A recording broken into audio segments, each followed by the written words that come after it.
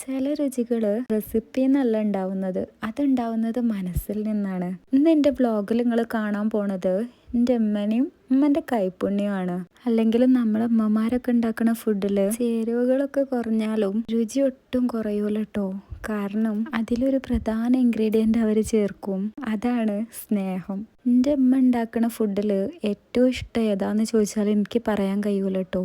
കാരണം എൻ്റെ അമ്മ നല്ലൊരു കുക്കാണ്. എൻ്റെ അമ്മ ഉണ്ടാക്കുന്ന എല്ലാ സാധനങ്ങളും എനിക്ക് ഭയങ്കര ഇഷ്ടമാണ്. ഇമ്മൻ്റെ അടുത്ത് നിന്നാണ് ഒരുവിധം റെസിപ്പീസൊക്കെ പഠിച്ചതും. കൂടുതൽ പറഞ്ഞ് നീട്ടിക്കൊണ്ട് പോവാതെ ഞാൻ കാര്യത്തിലേക്ക് വരട്ടോ. ഇന്ന് എൻ്റെ അമ്മ ഉണ്ടാക്കുന്ന ബിരിയാണിയാണ് ഞാൻ കാണിക്കുന്നത്. ഇതുവരെ കഴിച്ചതിൽ വെച്ച് എനിക്ക് ഏറ്റവും ഇഷ്ടപ്പെട്ട ബിരിയാണി എൻ്റെ അമ്മൻ്റെതാണ്. പണ്ട് എൻ്റെ അമ്മൻ്റെ ഉപ്പ കല്യാണപ്പരയിൽ ബിരിയാണി വെക്കലുണ്ട്. എന്നിട്ട് ഇപ്പം കല്യാണം കഴിഞ്ഞ് വരുന്നത് വരെ ഞങ്ങൾ കുട്ടികൾ ഉറങ്ങാതെ കാത്തിരിക്കും. എന്തിനാ അറിയോ? കല്യാണപ്പരയിൽ ഉണ്ടാക്കിയ ആ ബിരിയാണി കിട്ടാൻ വേണ്ടിയിട്ട്. ആ ബിരിയാണിക്ക് ഭയങ്കര ടേസ്റ്റാണ്. ആ കൈപ്പുണ്യവും എൻ്റെ അമ്മക്ക് കിട്ടിയത്. എൻ്റെ അമ്മക്ക് കിട്ടിയ എൻ്റെ കൈപ്പുണ്യത്തിൻ്റെ 1% എനിക്ക് കിട്ടിയെന്നാണ് ഞാൻ വിശ്വസിക്കുന്നത്.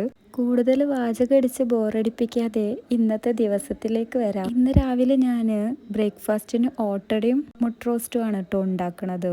ഓട്ടടയിലേക്ക് മുട്ട റോസ്റ്റ് ഭയങ്കര ഇഷ്ടമാണ്. ഓട്ടട എന്ന് പറഞ്ഞാൽ അടുപ്പത്തിനാണ് കേട്ടോ ഓട്ടട എന്ന് പറയുന്നത്. ഞങ്ങളിവിടെ ഒരടുപ്പത്ത് ഞാൻ എഗ്ഗ് ബോയിൽ ചെയ്യാൻ വെച്ചിന്, മറ്റൊരടുപ്പത്ത് ഓട്ടട ചുടുന്നുണ്ട്.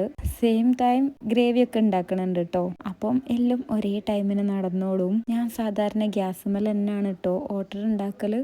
നല്ലോണം നന്നാവലുണ്ട്. പക്ഷെ ഇപ്രാവശ്യം ഒരു ട്വിസ്റ്റ് ഉണ്ട്, അത് പറയാം. ഇതിൽ ഞാൻ ഉള്ളി, തക്കാളി, പച്ചമുളക്, മഞ്ഞൾപ്പൊടി, ഉപ്പ്, ഗരം മസാല, പിന്നെ ബോയിൽ ചെയ്ത എഗ്ഗ്, അവസാനം കുറച്ച് മല്ലിയില, ഇത്രേ ഉള്ളൂ കേട്ടോ എഗ് റോസ്റ്റ്. ഇതാണ് എൻ്റെ എഗ് റോസ്റ്റ്. ഈ ഒരു ഗ്രേവിയിലേക്ക് ഒരു ഗ്ലാസ് വെള്ളം ഞാൻ ഒഴിക്കും കേട്ടോ. കാരണം ഇതൊന്ന് നല്ലോണം അലിഞ്ഞ മാതിരി നിൽക്കുന്നതാണ് എനിക്ക് ഭയങ്കര ഇഷ്ടം. ഞാൻ ഒരു ട്വിസ്റ്റിനെ പറ്റി പറഞ്ഞില്ലേ, അതാണിതാ ഈ കാണുന്നത്. ഇന്ന് ഞാൻ എങ്ങനെ ഓട്ടട ഉണ്ടാക്കിയിട്ടും അത് നന്നാവണേ ഇല്ല. തിരിച്ചും മറിച്ചും ഒക്കെ ഞാൻ നോക്കി. ഇതിപ്പോൾ രണ്ടാമത്തെ ഘട്ടം. അതിൻ്റെ മൂടി മാറ്റി അടുപ്പും മാറ്റി നോക്കി, ഇതും നന്നായിട്ടില്ല. പിന്നെ മൂന്നാമത് പറഞ്ഞ് അതും നന്നായിട്ടില്ല. അപ്പം ഞാൻ ഓട്ടട ഉണ്ടാക്കൽ അവിടെ നിർത്തി വെച്ചിട്ടോ. എന്നിട്ട് ഞാൻ നീർദോശ ഉണ്ടാക്കാമെന്ന് വിചാരിച്ചിട്ടോ. ഞങ്ങളിവിടെ കലക്കി പറഞ്ഞ ദോശ എന്നാണ് നീർദോശക്ക് പറയാം. അപ്പോൾ ദോശ നല്ല നന്നായിന്. അതിൻ്റെ ഇടയിൽ ഒരു ബെല്ലടി കേട്ടിട്ട് ഞാൻ വാതിൽ തുറന്ന് നോക്കിയപ്പോൾ എൻ്റെ കസിൻ്റെ വൈഫാണ് കേട്ടോ വന്നത്. എൻ്റെ അമ്മായിൻ്റെ വീട് ഇവിടെ അടുത്താണ്. അപ്പം അവിടുന്ന് അമ്മായിൻ്റെ മോൻ്റെ വൈഫ് നെയ്പ്പത്തൽ ഉണ്ടാക്കിന്. അപ്പോൾ അതിൽ നിന്ന് കുറച്ച് നമുക്കും കൊണ്ടുപോയി തന്നിട്ടോ. അപ്പോൾ ഓട്ടട നന്നായിട്ടില്ലെങ്കിലും പ്രശ്നമില്ല, നമുക്ക് നെയ്പ്പത്തൽ കിട്ടിയില്ലേ. ഉമ്മൻ്റെ ബിരിയാണി എന്നും പറഞ്ഞുകൊണ്ട് ഞാൻ എന്താ ഈ ഓട്ടട കാണിക്കണമെന്ന് വിചാരിക്കണ്ട. ഈ ഡേ ഇൻ മൈ ലൈഫ് എടുത്ത് ശീലിച്ചത് കാരണം രാവിലെ മുതലേ അങ്ങോട്ട് കാണിച്ച് ശീലിച്ചു പോയി. അതുകൊണ്ട് ഇന്ന് രാവിലെ മുതലേ ഉള്ളത് കാണിച്ചതാട്ടോ. എന്തായാലും ഇമ്മൻ്റെ ബിരിയാണിയിലേക്ക് കടക്കാം. ആദ്യഘട്ടം ഉള്ളി, തക്കാളി, പച്ചമുളക്, ഇഞ്ചി, വെളുത്തുള്ളി, അങ്ങനത്തെ അരിയാനും ചതുക്കാനുള്ള സംഭവങ്ങൾ റെഡിയാക്കി വെക്കുക എന്നുള്ളതാണ്. എന്നിട്ട് അതിൽ നിന്ന് കുറച്ച് ഉള്ളി എടുത്തിട്ട് ഇതുപോലെ പൊരിച്ചിട്ട് ഈ ഒരു ബ്രൗൺ കളർ ആവണത് വരെ പൊരിച്ചു കോരണം. അത് പൊരിച്ചു കോരി ഒരു സൈഡിൽ വെക്കുക. അതിലേക്ക് അണ്ടി മുന്തിരി ഒക്കെ ഇടണം കേട്ടോ. അരി തിളപ്പിച്ച് ഊറ്റാനുള്ള വെള്ളം അടുപ്പത്ത് വെക്കുക. ഏലക്ക, പട്ട, പൂവ് ഇടുക. ആവശ്യത്തിനുള്ള ഉപ്പ് ഇടുക. അരി വേവിക്കുന്ന ഈ ഒരു വെള്ളത്തിൽ എപ്പോഴും ഉപ്പിൻ്റെ അളവ് ഒന്ന് മുന്നിട്ട് നിൽക്കണം കേട്ടോ. അപ്പോഴാണ് ആ ചോറിൽ കറക്റ്റ് പാകത്തിന് ഉപ്പുണ്ടാവുക. എന്നിട്ട് ഒരു ഇത് കുക്കർ ബിരിയാണിയാണ് കേട്ടോ. കുക്കർ ബിരിയാണിക്ക് പ്രത്യേക ഒരു ടേസ്റ്റാണ്. അപ്പോൾ കുക്കറിലേക്ക് ഉള്ളി, തക്കാളി, കുറച്ച് തൈര് ഇട്ടിട്ട് നന്നായിട്ട് ഉടച്ച് കുഴയ്ക്കുക. അതിലേക്ക് ചിക്കൻ ഇടുക, ബിരിയാണി മസാല, മഞ്ഞൾപ്പൊടിയൊക്കെ ഇട്ടിട്ട് നന്നായിട്ട് കുഴയ്ക്കുക. അത് ഒരു കുഴ കഴിഞ്ഞതിന് ശേഷം പിന്നെ അതിലേക്ക് ചെറുനാരങ്ങ ഇടുക കേട്ടോ. ഞാൻ കറക്റ്റ് ഇൻഗ്രീഡിയൻസ് പറയണില്ല, ഞാൻ ഉമ്മനോട് ചോദിച്ചിട്ട് ഇതിൻ്റെ 1 കിലോ വെക്കണതിൻ്റെ അളവ് ഞാൻ വേണമെങ്കിൽ ഡിസ്ക്രിപ്ഷനിൽ ഇടാം കേട്ടോ. അതിനുശേഷം ഇഞ്ചി, വെളുത്തുള്ളി, പച്ചമുളക് ചതച്ചതിട്ടിട്ട് ഒന്നും കൂടെ മിക്സ് ചെയ്യുക. എന്നിട്ട് നമ്മൾ ഉള്ളി പൊരിച്ച ഓയിലിൽ നിന്ന് കുറച്ച് ഒഴിക്കുക. മല്ലിച്ചപ്പ്, പുതിന, കറിവേപ്പ് ഇടുക. ഒന്നും കൂടെ ഒന്ന് കുഴയ്ക്കുക. നല്ലോണം കുഴച്ചതാ ഈ പരുവത്തിൽ മാറ്റി വെക്കുക. അപ്പോഴത്തേന് നമ്മൾ അരി വേവിക്കാനുള്ള വെള്ളം നന്നായിട്ട് തിളച്ചിട്ടുണ്ടാവും. അതിലേക്ക് അരി ഇടുക. ഇത് കൈമ അരിയല്ല കേട്ടോ, ഇത് കോലാണ്.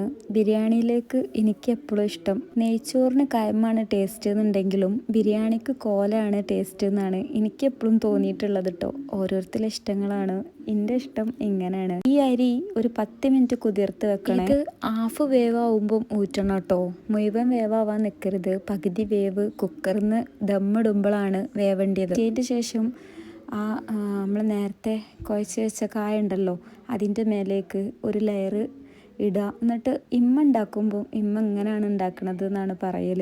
ഞാൻ ഓരോരോ ലെയർ എടുത്തിട്ടാണ് ഉണ്ടാക്കൽ. പക്ഷേ ഇമ്മ ഒരു ലെയർ ഇട്ടതിൻ്റെ ശേഷം സെൻറ്ററിൽ മൊത്തത്തിൽ ഈ ഉള്ളി പൊരിച്ചതും അണ്ടി മുന്തിരി സംഭവങ്ങളൊക്കെ അതിൻ്റെ നടുവിലിട്ടിട്ട് പിന്നെ ഒരു ലെയറും, അങ്ങനെ 2 ലെയറാക്കിയിട്ടാണ് ഇടുക. നടുവിൽ മാത്രമേ ഉള്ളി ഇടുള്ളൂ എന്നാണ് ഉമ്മ പറയണത്. എന്നിട്ട് അത് കിട്ടതിൻ്റെ ശേഷം ലാസ്റ്റ് ആ ഉള്ളി പൊരിച്ച ഓയിലും നെയ്യും മിക്സാണ്. അത് മൊത്തത്തിൽ ഇതിൻ്റെ മേലേക്ക് ഒഴിച്ചിട്ട് കുറച്ച് മല്ലിച്ചപ്പും കുറച്ച് ബിരിയാണി മസാലയും ഇടുക കേട്ടോ. എന്നിട്ട് കുക്കർ മൂടി വെക്കുക. പിന്നെ ഒരൊറ്റ വിസൽ മതി ഈ ബിരിയാണി വേവാൻ വേണ്ടിയിട്ട്.